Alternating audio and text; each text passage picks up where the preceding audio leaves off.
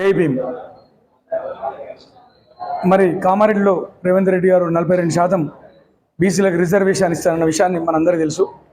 మరి రిజర్వేషన్ ఇచ్చిన తర్వాతనే స్థానిక ఎలక్షన్లకు పోతానని చెప్పడం గిట్లా ప్రతి ఒక్కరిని నమ్మి మరి బీసీలంతా ఓట్లేసి గద్దెనెక్కించినటువంటి రేవంత్ రెడ్డి గారు మరి ఈరోజు మాట మార్చి నేను స్థానిక ఎలక్షన్లకు పోతాను, స్థానిక ఎలక్షన్లు చేస్తాను, నిర్వహిస్తాను అని చెప్పడం నిజంగా చాలా విడ్డూరకరంగా ఉంది. మరి అట్లా పోయినట్టయితే మాత్రం బీసీలను మోసం చేసినట్టయితే, బీసీలను మోసం చేస్తే సహించబోమని చెప్పేసి ఈ సందర్భంగా తెలియజేసుకుంటాం. ఖచ్చితంగా మరి రెండు ప్రభుత్వాలు దిగిరావాల్సిందే, దిగొచ్చి బీసీలకు రిజర్వేషన్ ఇచ్చిన తర్వాతనే స్థానిక ఎలక్షన్లకు పోవాలని చెప్పేసి బీసీల డిమాండ్ నడుస్తుంది. మరి అదేవిధంగా ఈరోజు బిల్లును మరి రెండు సభలలో ఆమోదింపజేపి ఆ తర్వాత గవర్నర్ దగ్గర ఆమోదించబడిన తర్వాత రాష్ట్రపతి దగ్గర బిల్లు పోయిందని చెప్పడం జరుగుతుంది. మరి నిజంగా బిల్లు పోయినట్టయితే మరి మీరు జీవో తీసుకొచ్చైనా సరే రేపు స్థానిక ఎలక్షన్లలో 42% రిజర్వేషన్లు బీసీలకు ఇచ్చిన తర్వాతనే పోవాలి. నిజంగా అట్లా కాకుండా మీకు ఎవరు అడ్డొస్తున్నారు, అసలు మీకు జరుగుతున్న ఇబ్బంది ఏంది, రిజర్వేషన్ ఇస్తా అని చెప్పేసి ఈరోజు బీసీ సామాజిక వర్గం మొత్తం మిమ్మల్ని ప్రశ్నిస్తుంది, మేము డిమాండ్ చేస్తుంది ఇట్లా. ఎందుకంటే మీరు నిజంగా మీకు కనుక మీరు 42% రిజర్వేషన్ ఇచ్చుట్లా మీకేమైనా ఇబ్బంది వచ్చి ఎవరన్నా ఎక్కడన్నా కోర్టులకు కానీ అప్పీళ్ళకు కానీ పోయినట్టయితే ఏ కులం అయితే పోతుందో ఆ కులాన్ని మేము మా బీసీలకి వెళ్ళి వెలివేస్తామని చెప్పడం ఇలా జరుగుతుంది. అదేవిధంగా ముఖ్యంగా మరి గతంలో కానీ మొన్న కానీ మరి కల్వకుంట్ల కవిత ఎమ్మెల్సీ గారు జాగృతి వ్యవస్థాపక అధ్యక్షురాలు మరి యూపీఎఫ్ మరి ఈ రెండిట్ల సంయుక్త ఆధ్వర్యంలో మొన్న మెదక్లో జరిగిన రౌండ్ టేబుల్ బీసీల రౌండ్ టేబుల్ సమావేశంలో ఆమె ఒక పిలుపునివ్వడం జరిగింది. జూలై 17వ తారీఖు నాడు రైలు రోకో చేస్తాం, బీసీ రిజర్వేషన్ ఇవ్వకుండా కనుక మీరు ఎలక్షన్లో పోయే ప్రయత్నం చేసినట్టయితే రైలు రోకో చేస్తామని చెప్పడం జరిగింది.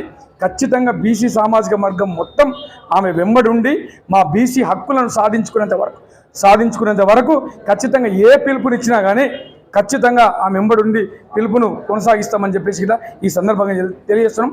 అదేవిధంగా మరి 15, 16, 17 తారీఖు నాడు రైల్లో ప్రయాణం చేసే తెలంగాణ నుండి కానీ ఎక్కడి నుండి కానీ తెలంగాణకు వచ్చే రైల్లో ప్రయాణం చేసే ప్రయాణికులంతా ఇబ్బంది పడకుండా ఉండాలంటే ఆ రోజు ప్రయాణాలు రద్దు చేసుకోవడమే ఉత్తమం అని చెప్పేసి ఈ సందర్భంగా తెలియజేస్తాం. ఎందుకంటే మా ఎన్నో రోజుల కోరిక మాకు రిజర్వేషన్ లేక బీసీలు నిజంగా చాలా అన్ని విధాల అన్యాయం గురవుతారు కాబట్టి రిజర్వేషన్ కావాలన్న ఉద్దేశంతో ప్రతి బీసీ కులాలు సబ్బండ వర్గాలు మరి కలిసి వస్తున్న కులాలు కానీ మాకు మద్దతు ఇవ్వాల్సిన అవసరం ఇట్లా ఎంతైనా ఉంది. లేకపోయినట్టయితే కొన్ని కులాలు అయితే నిజంగా చెప్పాలంటే కనీసం ఎంపీటీసీ వార్డు మెంబర్ లేని కులాలు ఇట్లా ఎన్నో కులాలు ఉన్నాయి బీసీలల్లో. మరి అలాంటి కులాలు ఇట్లా ఈరోజు 42% రిజర్వేషన్ ఇచ్చినట్టయితే వాళ్ళకు రిజర్వేషన్ పరంగా వాళ్ళు రాజకీయంగా కానీ ఉద్యోగపరంగా కానీ విద్యాపరంగా కానీ అభివృద్ధి జరిగే అవకాశాలు ఉన్నాయి. కాబట్టి రిజర్వేషన్ ఇవ్వాల్సిందే. రిజర్వేషన్ ఇచ్చేంత వరకు ఇట్లా ఎలక్షన్లకు పోవద్దని చెప్పేసి ఇట్లా మేము డిమాండ్ చేస్తున్నాం. నిజంగా కనుక మొండికి పోయి మీరు రిజర్వేషన్ చేయకముందుకే స్థానిక ఎలక్షన్లకు పోతే ఖచ్చితంగా మా బీసీ బిడ్డలంతా ప్రతి ఊర్లో ఎక్కడికక్కడ మరి అసలు మీరు లెక్క పెట్టలేని నామినేషన్లు ఒక్కొక్క ఊర్లో ఒక్కొక్క పోస్టుకు 200 నామినేషన్లు వేస్తామని చెప్పేసి ఇట్లా మేము ఈరోజు సవాల్ విసురుతున్నాం. ఖచ్చితంగా మరొకసారి రేవంత్ రెడ్డి గారు పునరాలోచించాలి. ఖచ్చితంగా బీసీ రిజర్వేషన్ ఇచ్చిన తర్వాతనే పోవాలని చెప్పేసి మేము కోరుతున్నాం. నిజంగా అదేవిధంగా బీజేపీ మీ దగ్గర బాధ్యత ఉంది, మరి రాష్ట్రపతి దగ్గర బిల్లు ఉంది, మరి పార్లమెంట్లో బిల్లు ఆమోదింపజేసి 42% రిజర్వేషన్ ఇచ్చి బీసీలకు ఇట్లా న్యాయం చేయవలసిన బాధ్యత ఇట్లా బీజేపీ ప్రభుత్వం మీద ఇట్లా ఉన్నదని చెప్పేసి ఈ సందర్భంగా తెలియజేసుకోవడం. మరి ముఖ్యంగా రాష్ట్ర ప్రభుత్వం కాంగ్రెస్ ప్రభుత్వం రేవంత్ రెడ్డి గారు 42% రిజర్వేషన్లు ఇచ్చిన తర్వాతనే ఎలక్షన్లో పోవాలని చెప్పేసి మా డిమాండ్.